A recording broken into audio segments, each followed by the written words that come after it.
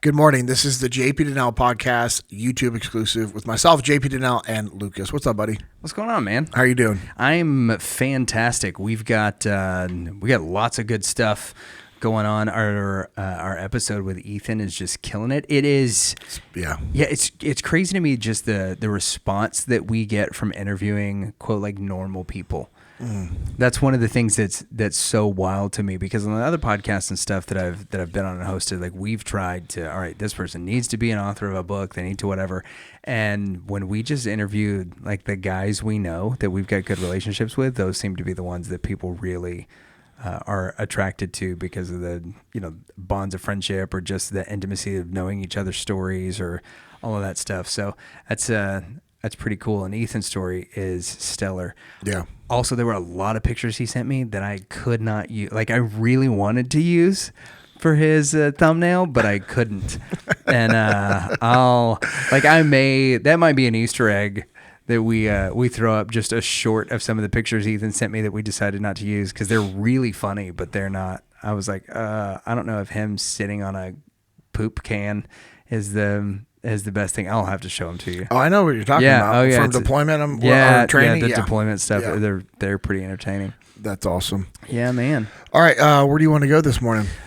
There's a lot of ways that we can go. Okay. We've gotten so many questions from people on the internet. You've got some incredible notes and stuff that you've taken. We've got our grid that we were looking at of the desires, frustrations, and fears that people have in leadership and in those types of things. But I think I want to start off with a question from our good friend Oscar over in Sweden. I love Oscar. Yeah, Oscar's been a faithful listener. I don't know if he was an NCC. I think he actually had some military service, so he might be an NCC now that he's. Yeah, I have family over in Sweden. Do you really? Yeah.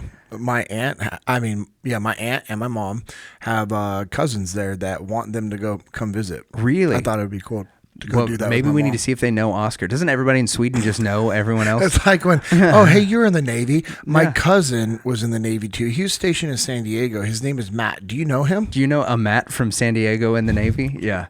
I'm like, no, sorry. Sure. Yeah. Yeah. He's about 5'10", blonde hair. Oh, yeah, that Matt. Yeah, that describes like most people in San Diego.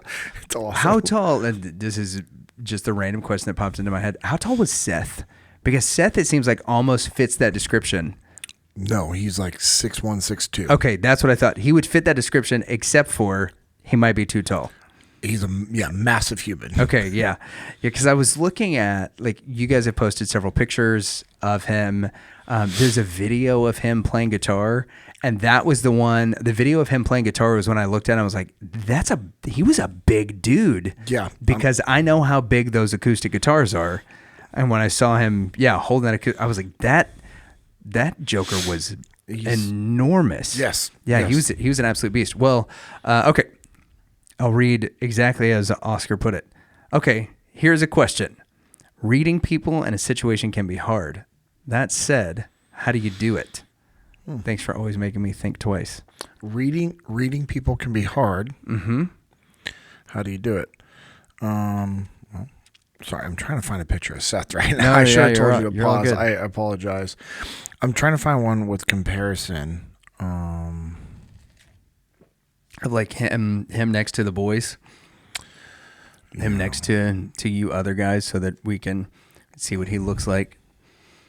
Yeah. So Seth decidedly not on the Smurf boat then.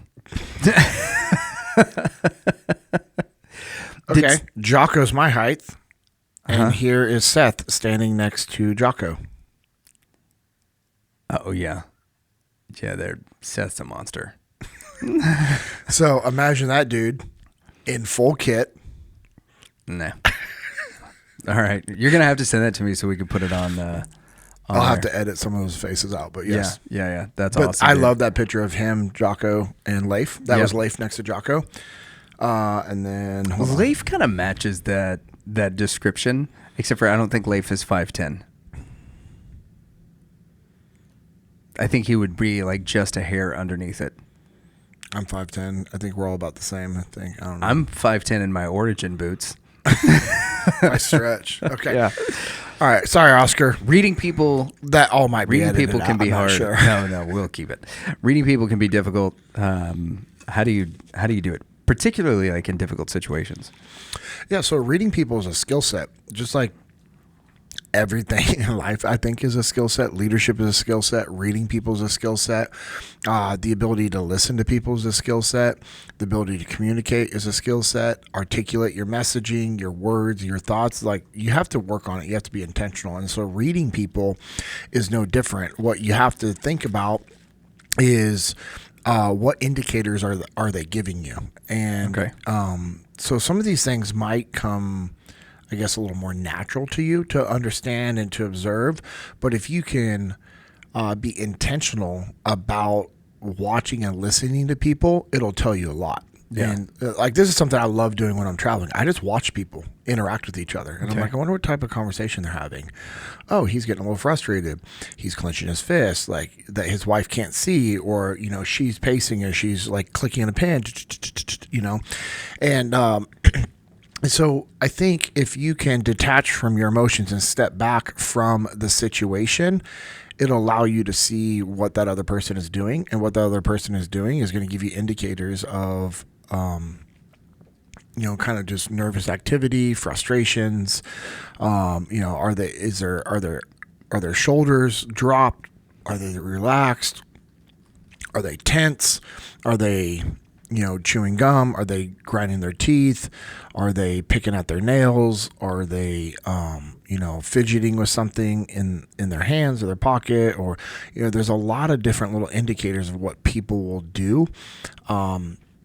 There's also a lot of good books out there on, human, just behaviors and reactions. Mm-hmm. And, so I don't have any that I would personally recommend. I don't remember the titles of the ones that I've read back in the day when I was over in Afghanistan. We read different books on body language, right. Because I was, just helping with interrogations and on-site interrogations, and when we bring them back, doing interrogations. And so you just learn, and honestly, like the guys that were teaching me that stuff, it was like on the job training of right. like, hey, if they do this, it usually means this. Or, hey, if they're doing this, it usually means this. And so when you're being taught these things, you have to retain that information. You have to log it.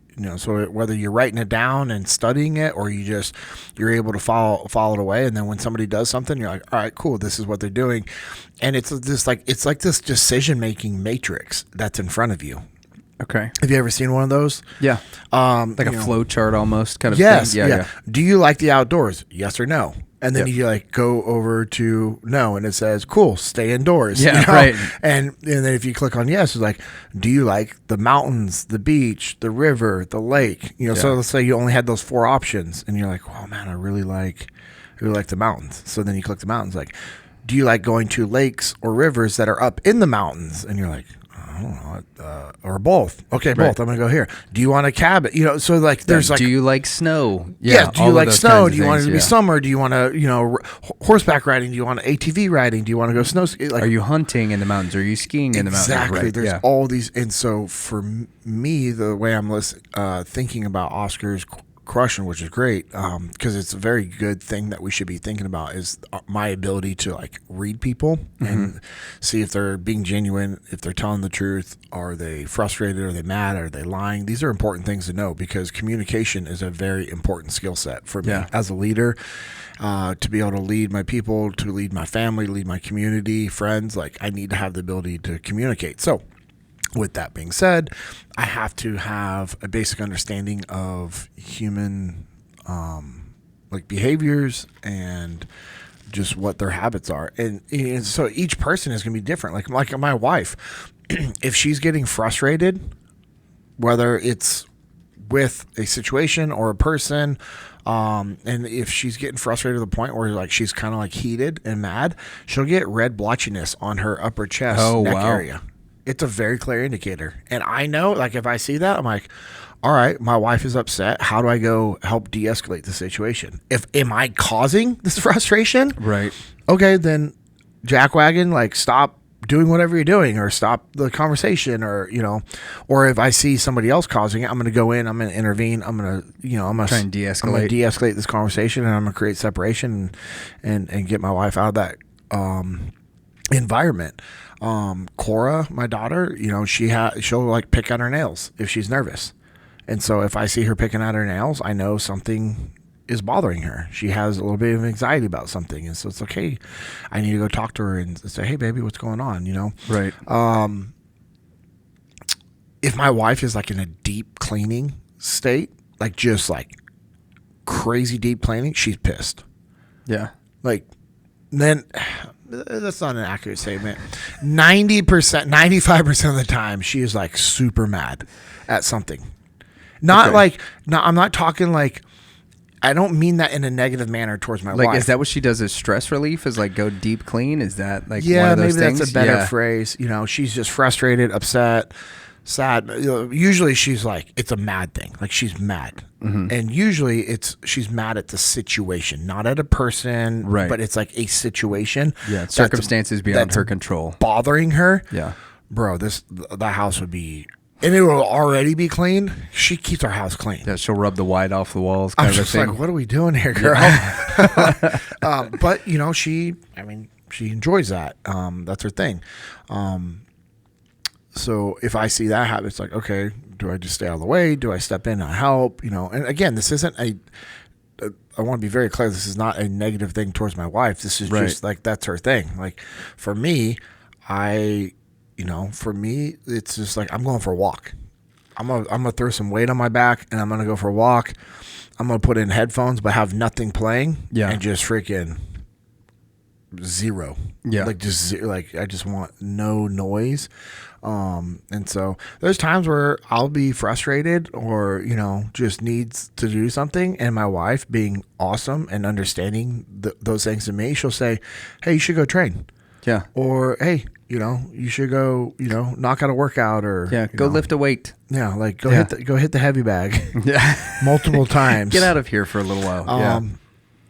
And so anyways, I think reading people is actually easier than people take it out to be, because all you have to be is aware and intentional. Okay. And so if you start studying people and then taking notes of, okay, if they do this, this means this. If they do this, this means this. It'll give you the answers you need about people. This is honestly something that you don't have to overcomplicate, because there are people that naturally know how to read people based off just being observant and just intentional with connecting the dots between those things. Yeah, I do. The episode we did with Eric Grogan. Oh yeah. A while back, he mentioned the book "The Gift of Fear" by Gavin DeBecker. And so I do think, like, the things you're talking about with your wife and your kids, like there's those things that are really noticeable to us with the people that we have strong relationships with. And as we develop relationships with people in our workplace or, in our friend groups or whatever, we'll start to notice some of those things too. Mm-hmm. But that book, The Gift of Fear, sounds like it probably gives a pretty good baseline for those kind of things. Like, are they clenching their fist? Both of you guys knew immediately whenever that guy started to like pull his pants up a little bit. Kick. Right. So for me, I was like, "What? He's going to start breakdancing?" No, I'm like, oh, are his pants falling down? Like, is he getting ready? My thought is that he's getting ready to run, not that he's getting ready to kick. Yeah. And because that was, the guys that I grew up with, when they would, like, when we were about to bolt, because yeah, no, I get it. Yeah, for whatever situation we found ourselves in, a lot of them that, were wearing like either the really baggy pants or whatever, they would, to almost use an ancient reference, they would gird their loins, right? They were having to pick up all their stuff and like get ready to take off. So my thought was that, but as soon as Eric said, like he started pulling up his pants, you immediately were, oh, he's getting ready to kick. Not being there in the situation, knowing those kind of cues. So, you're talking about books and stuff that can help out with that. I think The Gift of Fear may be one of those good ones. There's a quote from it that I really, really love that stood out to me, that no is a word that must never be negotiated because the person who chooses not to hear it is trying to control you. So if you tell a person no and they ignore you, one of the premises in the book is that person is trying to control you. Because they have decided to completely ignore a boundary that you've set for one reason or another. That's an interesting perspective. And I think it is too. Yeah, for sure. Because like if you think about that in terms of your children, right? Yeah. That's like Levi's favorite word right now is no. Hey, do you want to do this? No. And he might immediately follow up with no, yes. It's like, oh yeah, yes, really? Because he's learning. Yes. Yeah, because he's like, no, I do actually want to do this, but no is my favorite word at the moment. But also, I ignore no because I am trying to control my kid, who there are some things he just doesn't get options about right now in our home. And you know what? I'm willing to bet the reason, I would say, a strong reason why he likes using no. What's that? He gets a reaction. First? That's what he wants. More often than not, the reaction is comedic, right? Because of the way he says no, that it gets more of a chuckle out of Kirsten and I than it does anything else, right? Because we'll ask him like pretty plainly, do you want to do something that we know he wants to do? And then he'll say no. He'll be like, no. I'm like, okay, cool. Yeah, no, we don't have to watch Bluey. And he's like, no, yes, Bluey, yes. And we're like, no, I mean, you said no. Yeah, you said I no, respect your decision, right? son. So, and he's like, wait, what? Well, yeah, he doesn't understand any of the words we just said. Nope. Yeah, so there are some of those things that, for us, it becomes like a pretty, and I'm probably a bigger jerk to my 2-year-old than I need to be when it comes to those kind of things, just because it's entertaining for me. But I do also think that the point that he makes is really interesting because, anytime we ignore a boundary that somebody has set, then it is to try to control them, whether that is to manipulate them in a certain way, or if it is to, like you said with Levi, he gets a reaction out of it. If I ignore your boundary, I get a reaction out of it. Well, now if I'm getting that reaction, what way can I push you to change the situation? So I do think when you're trying to read people, the way that somebody reacts to a boundary that's been put in place tells you a lot about that person's intention within the situation or within the group that you're in, and especially when it's a one-to-one thing, like what their intention is with your relationship. Yeah. Because those types of like really, really small things can be red flags down the road of, hey, you know what? You end up in a situation like, oh, how did it get here? Well, I kept giving ground every time I put up a boundary. And so eventually, like, I got used to their aggression, and now, now we're in a hospital room. Yeah, it's a conditioning, right? Yeah. I mean, it's just, you can be conditioned or you condition yourself. Right. And so, so I haven't read that book that you just I haven't either. I just here's the deal. That quote. If Eric is recommending the book, I would say there's a very strong likelihood that it's a great book. Yeah, it was something that was for their SWAT team that they were having I'm just super weird about, I don't put my name behind things that I haven't personally read. Yeah. Because what I don't want is there to be like one little thing in that book that could be taken like 100%. And then all of a sudden they're like, JP said, and I'm like, so what I'd say, like anything, but even if I do recommend something, you shouldn't take that as like gospel of like, hey, this is what I should be doing, or these are just our ideas, our thoughts, our perspectives on things in life. What you should be doing is doing your own research and finding things that work for you, that make sense to you. Yep. If you like a book, awesome. If you can take positive things out of it, awesome. There's books that I've read over the years that I would definitely not post as like, hey, this is like Echelon Front recommended reading. Oh, yeah, for sure. But yeah, I got a lot out of them. Yeah. And I've been able to take, but there's also things in there that I'm like, what an idiot. This guy or this girl is a complete moron, and I would never support this. But then all of a sudden, like 2 chapters later, I'm like, oh, actually, you know, that's pretty solid. Yeah, here's a good little nugget. Yeah. So, hey, like anything, just to recap, like anything, this is a skill set. You can become intentional and skillful with being able to read people. Being able to read people is a very important skill set that's going to help you in life. One of the things that I have found, and as we wrap it up, one of the things that I have found to help me when it comes to reading people is asking questions, is being quiet and listening to what they have to say, verbally and non-verbally, and just taking these things into consideration when I'm having a conversation with them. That's why I like, if I can have a phone call and do it on FaceTime, I'm going to do that. If it's a serious conversation, I'm setting a calendar invite for Zoom, and we're going to do it over Zoom. Because I want us to be able to look at each other face to face. I want to be able to read body language. I want you to be able to read my body language and understand that I'm not trying to be intimidating or like being, forceful or being, just the counter to those things. I just want you to know that, hey, we're trying to have a conversation and work through things. So make sure that you're also listening to people, asking earnest questions to learn more about their situation, their perspective. And, the more that you can gain about somebody's perspective, the better that relationship and the better that conversation is going to be. So listen, ask good questions, evaluate the information that's in front of you, assess it, study it, and test it out. Make small little iterations like, oh, if somebody does this, okay, maybe it means this. And then be intentional with just collecting all your data. To me, reading people is collecting data. Yeah. So cool. Thank you, Oscar. We appreciate you. Got one more quick one? Quick little hitter? Well, I've always got something that's like, I've always got a stupid question that's kind of floating around in the back of my mind, but I'm not going to do that because we tend to waste way too much time on those. Yeah. But, you mentioned book recommendations. Outside of Jocko's books, what would be the book that you think, outside of Jocko's books and the Bible, because I know that'll be your next one, what's the book that you think needs to be on everybody's shelf? Good Lord. Man,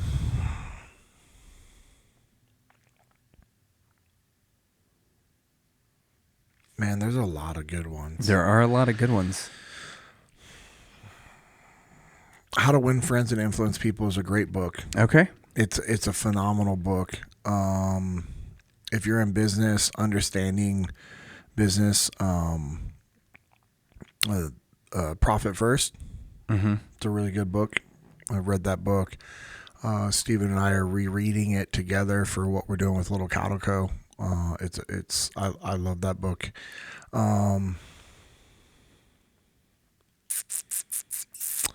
Man, I'm just like I'm trying to visualize like my bookshelf right now because I have like a lot of like, I really enjoyed this book, Rock Bottom to Rock Star by Ryan Holiday. Okay, yeah, you've mentioned that one before, I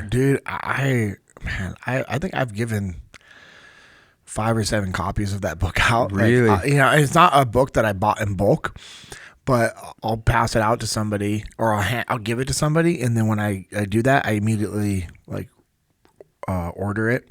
That's cool. Okay. Breathe by Hicks and Gracie was a great book. Okay, what is that about? Just jiu-jitsu, like literally just the evolution of Gracie jiu-jitsu and his life and his theories on life and, training and business. And I mean, there's a lot. His episode with Jocko was phenomenal. And I ordered the book, and my father-in-law, who does not do jiu-jitsu, he doesn't work out. He's an active guy, but he's, it's not like he's in the gym or training jiu-jitsu. And he said he could not put that book down. Really? Yeah. That's pretty cool. Yeah, I would say those. Obviously, those are the ones that are just like at the top of my brain right now. I'm sure there's a dozen more that if I was to be in my office and looking at my bookshelf, I'd be like, oh, this and this and this. Yeah. Maybe that's what we do one time is you tell me that ahead of time, and I just load up a duffel bag full of books and we just have them stacked on here, and then we just take kind of go through them. And I just take one thing from each book. And we just do an episode of that. Bro, I would love that. Just one thought per book. Yeah. You would. That'd be fun. It would be fun to do with your recommendations. I think I would have so much trouble like trying to narrow down what books I would bring in that duffel bag. You're not allowed to do that because you read too many. No, I'm just kidding. You don't read too many books. No, you can't read too many like, books. I think that if it was like topical, like these books on leadership or these books on like whatever, that I might be able to be better at it than if it was just an open-ended, like, hey, pick these. But I don't know, man. There are so many really great, like, general knowledge things that I think would be interesting. So, right on, dude. All right. So we've got those: How to Win Friends and Influence People, Profit First, Rock Bottom to Rock Star, and Breathe. Those are the ones. Yeah. For now, solid. I mean, yeah. I'm just like, it's just driving me crazy because I know there's like so many more for sure, books. Right? Like, I mean, just think about the people that we've interviewed, with Winning in Mind Entertainment, the books by Troy and his dad. Well, okay. Definitely ones that, would belong on somebody's shelf, right? Okay. Yeah. I'm trying to think of like books that we haven't like dove into. Yeah. Like, so if we're going that route, I mean, any of the books that I've read out absolutely, right? Like all of that. Like there's this litany of recommendations, and on top of that, all of the in my brain it was books that we haven't talked about on my bookshelf. But 100%, like I would Troy's think of. book, like all those books. Like that one, Dylan's book. Yeah, we're not going to get to have a conversation with Carnegie. You know, I don't think that happens. Yeah, I don't think so. So either, like, maybe in the afterlife, but boy, that's making a lot of assumptions. So, but yeah, Oscar, thanks for the great question, and I think these, because of these 4, I only have one. The only one that I have is How to Win Friends and Influence People. I don't have any of the others of this on my shelf, so I'm gonna have to send a text message and make an Amazon purchase. Yes, you are. Yeah. So, all right, brother. Okay. Awesome. Well, hey, we appreciate all the support you guys give to the podcast. Thank you for listening, liking, subscribing, commenting. The comments are awesome. The community you guys build is awesome.